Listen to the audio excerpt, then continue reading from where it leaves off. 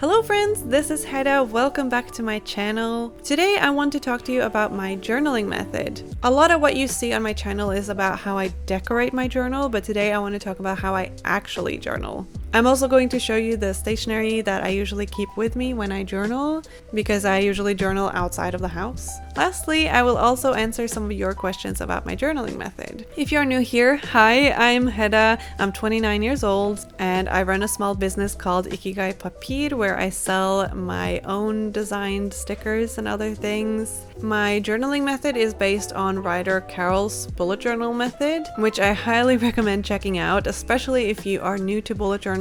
I'll put a link in the description box. I am semi-nomadic, currently in Japan, where I also spent most of my early 20s. I make my journaling videos on the go. I journal on the go, I draw my stickers on the go. It definitely has its challenges, and it's definitely making my job harder than it needs to be. But I get to travel, so really, I can't really complain.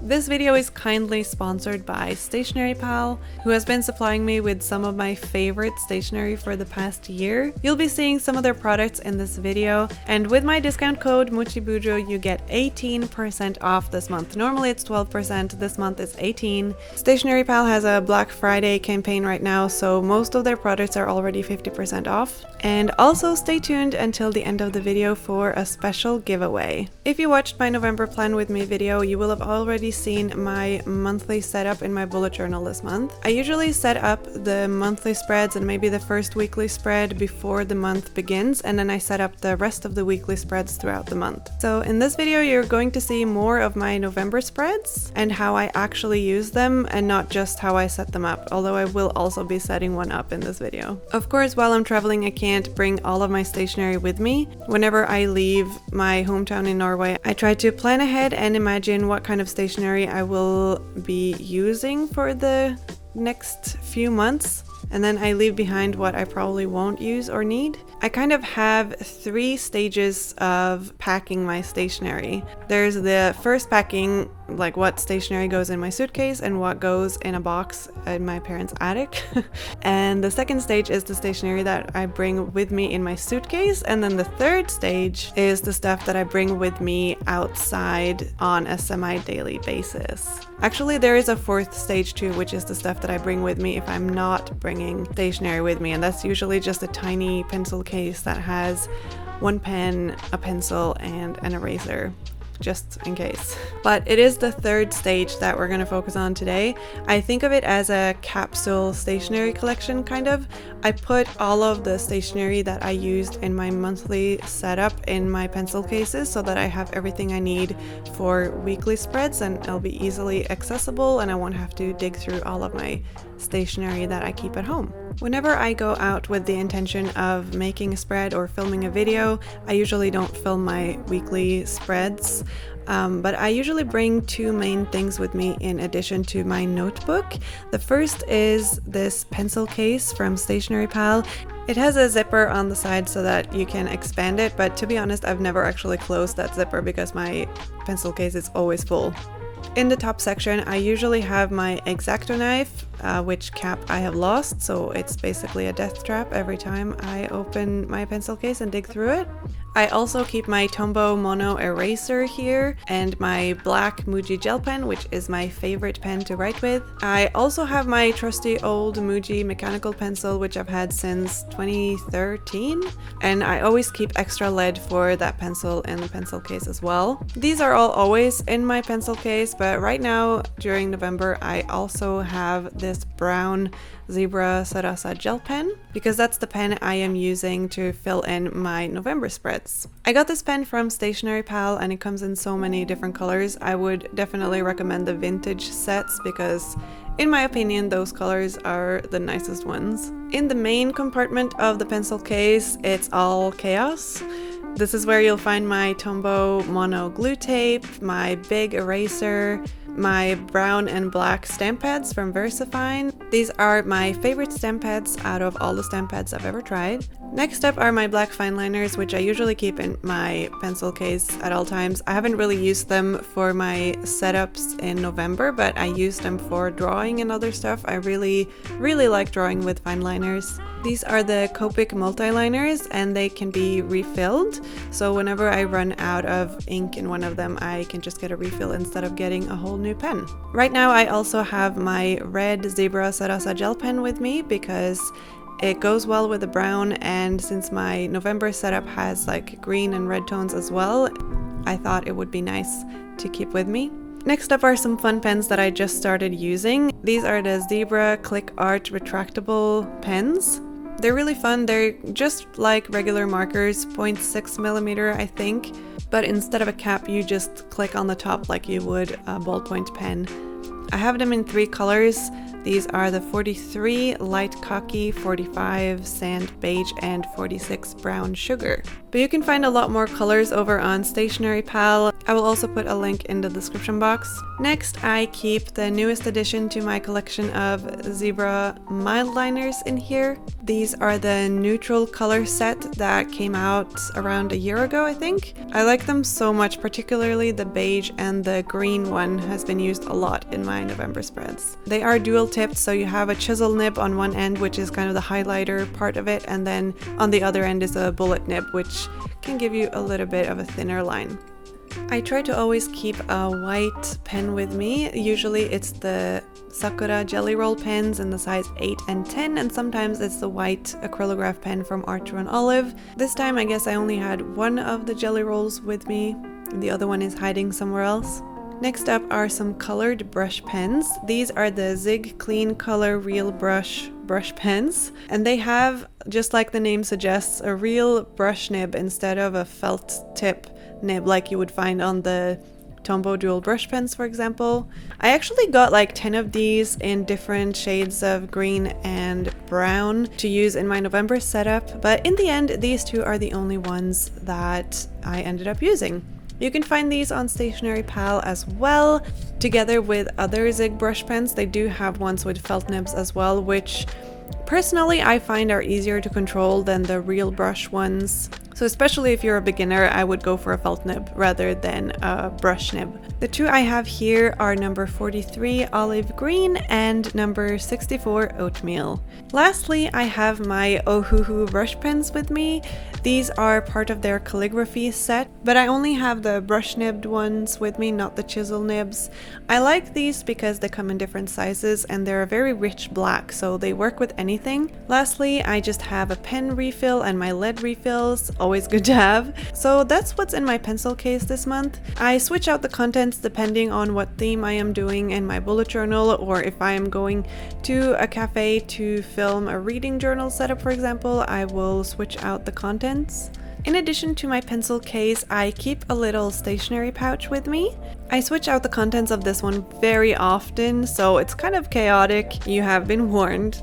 This particular pouch is from Stationery Pal, and what I like about it is that it's semi-hard shell and it has lots of little pockets on one of the sides on the inside, so I feel like it can hold a lot of ephemera and stickers. Right now it's filled with all of the stickers and ephemera that I've been using for my November setup.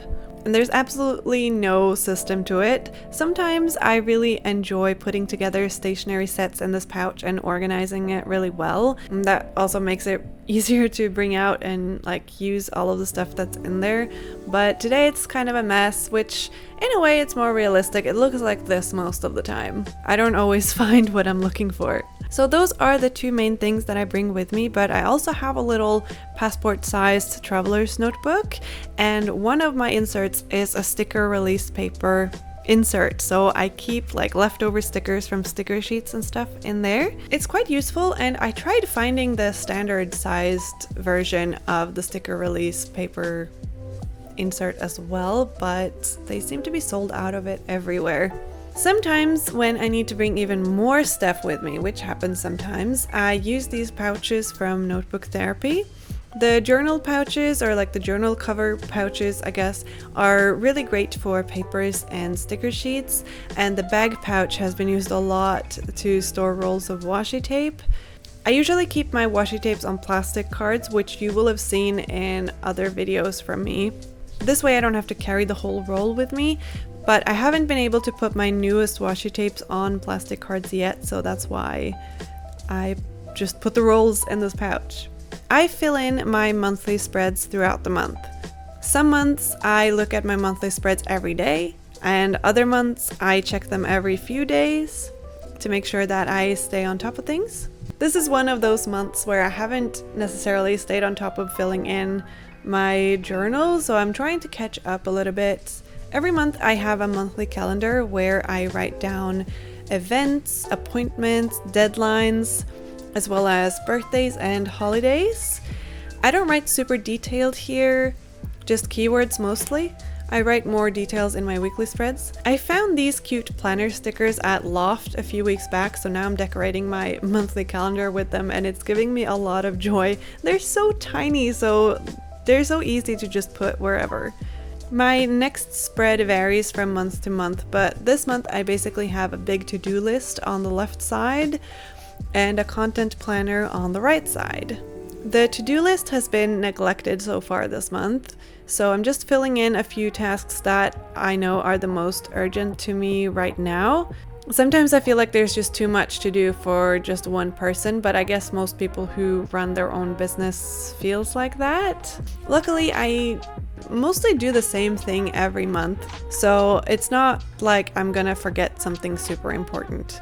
On the right side, I have my content planner, which is more like a visual overview than a planner per se. I usually know more or less what videos I want to make during any given month, although the end of the year is always a little bit different because of all of the new planner setups. Like I have my new bullet journal setup, my new reading journal setup, videos like that, which kind of mess up my schedule a little bit in a good way because I love making those videos. This video you're watching now, for example, was not planned. I got the idea and I thought it would be fun to change things up a bit. And I was like, where can I fit in this video? It's gonna be this week.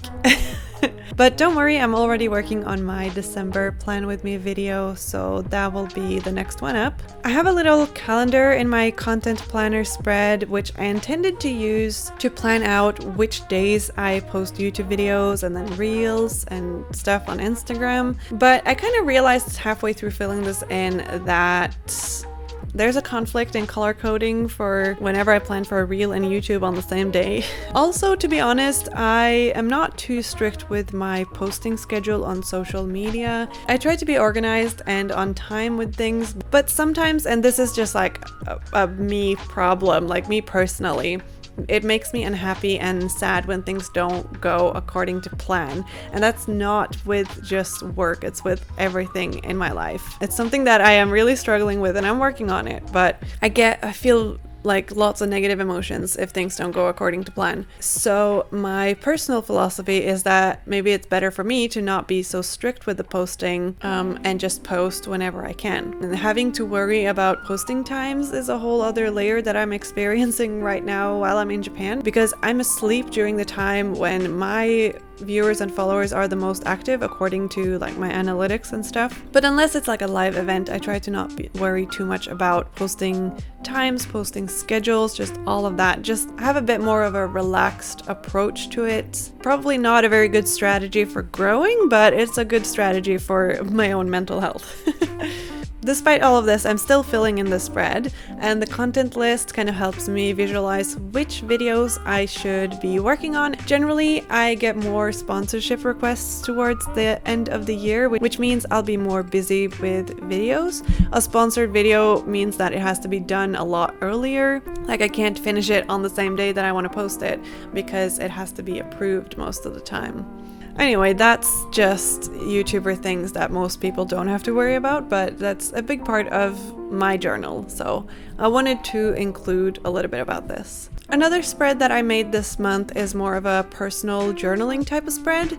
Here I am writing down things that made me happy during November, and I have a little list for my favorite coffee shops here in Tokyo, for example. Also a list of places that I want to explore while I'm here. I'm trying to go to places I didn't visit at all while I lived here and just in general try new things.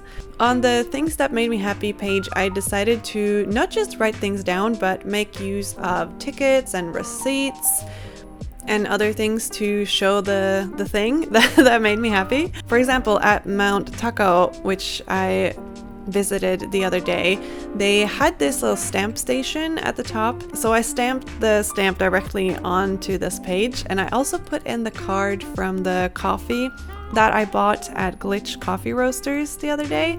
And things like this lets me use my bullet journal a bit for memory keeping as well. And now I'd like to explain how I use my weekly spreads. I'll also show you how I set up my weekly spreads this month. I usually do different layouts every week, but this month I was really hit with the planner envy for all the cute planners out there. There are always so many cute planners coming out in October and November and December. So I decided to go for a bit more of a predetermined layout. I used my zebra click art pens and just drew 1 horizontal line and 4 vertical lines for every weekly spreads, and this split the spread into 8 sections. So each day gets a rectangle, and the 8th rectangle has a little calendar and a November header and some different decorations. And since the layout is the same all weeks of the month, I alternated which rectangle would be the decorative one, just so that they wouldn't look exactly the same. My weekly spreads might look like they have a lot going on because of the decoration, but they're actually super simple, especially this month. All you really need for a weekly spread is a header for each of the days with like the date and the day of the week. And then you just write whatever you need to underneath that or next to it or whatever you want. I've had weeks where I only write tasks and events, and then I've had other weeks where I use my weekly spreads more as a diary. And I've had weeks where I do both. Maybe one day I do a little diary entry and then the next day is only tasks. This month I am mostly focusing on tasks and events because, to be honest, time is just flying by so quickly and my days just disappear too fast for me to keep up with everything. So yeah, lots of tasks this month.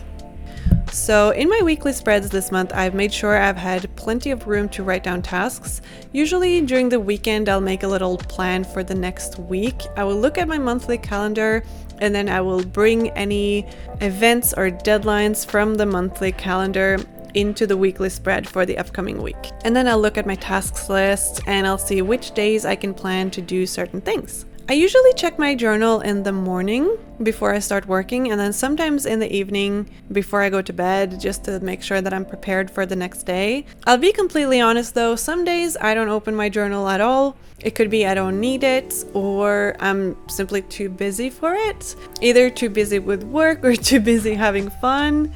I don't really have any set in stone journaling routines.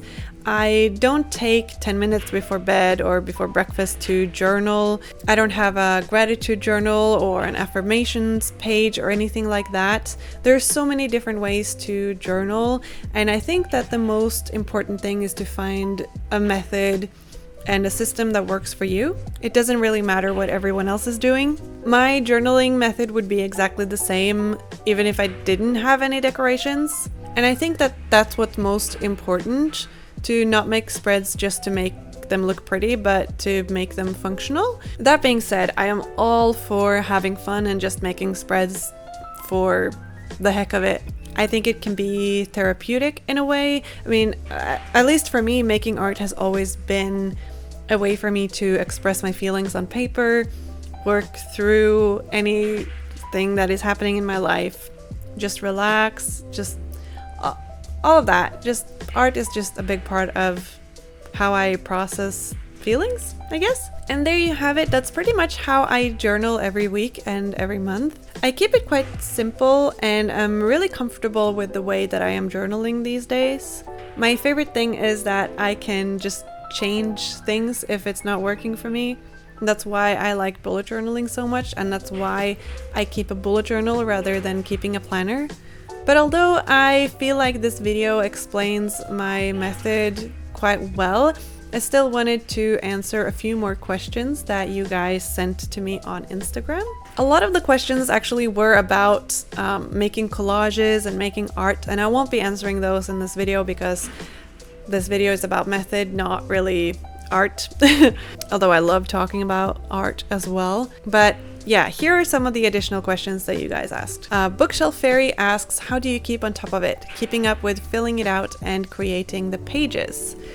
Basically, I have made myself dependent on my journal. I've been setting up my journal every month and almost every week since the middle of 2017. It's kind of just a part of my life at this point. It doesn't feel like a chore or something that I like need to keep up with. The only thing I need to keep up with is like making the videos for it. I do remember in the beginning, and not just in the beginning, but like especially in the beginning, I would fill my weekly spreads with really mundane tasks. So not just like the important stuff, but also the less important stuff. For example, like do laundry, go grocery shopping, because it made me feel like I was using the journal more. And I would also fill in my daily sections retrospectively. Maybe I sat down one day and I was like, oh, yesterday I did all of these tasks. So I filled those in my journal. And it made me feel like I was using my journal more, and it helped me feel like my journal was an important part of my day and my productivity. So maybe that's something you could try. Leah Shea asks, what year spreads do you do? I make videos where I set up my yearly spreads in my new bullet journals every time I start a new one. We all need to migrate from time to time, so I recommend checking out one of those. I have several of them on my channel already. I'm also migrating to a new journal that I will start using in January, so there will be another bullet journal setup coming out very soon, my 2023 bullet journal.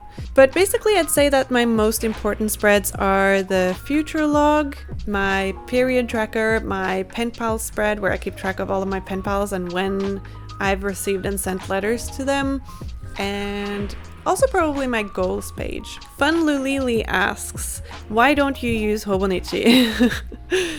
I used a Hobonichi in 2018, but only for an internship I was doing, so it was kind of my work planner.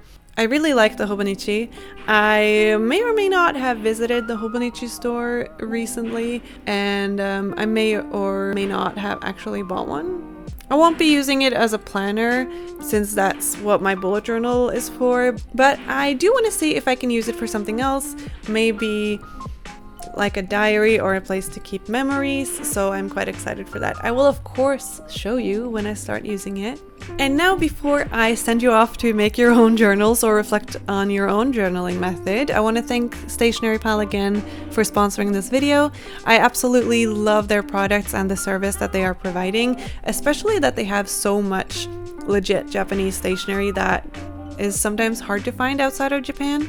This month, Stationery Pal is having a big sale in relation to Black Friday, so I recommend checking them out. A lot of products are 50% off, and then you can get an additional 18% off with my code mochibujo. It is an affiliate code, so I do earn a commission whenever you use this code.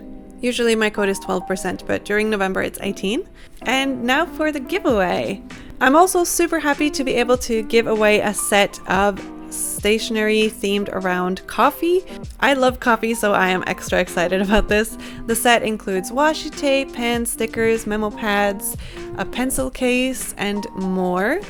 All you have to do to enter is to make sure that you are subscribed both to Stationery Pal's YouTube channel and mine, and then post a comment on this video that contains either the word coffee or the coffee emoji. Only comments that has the coffee emoji or the word coffee will be considered, so please make sure to add a coffee emoji to your comment, no matter what your comment is about. It can just be at the end or at the beginning, it doesn't matter.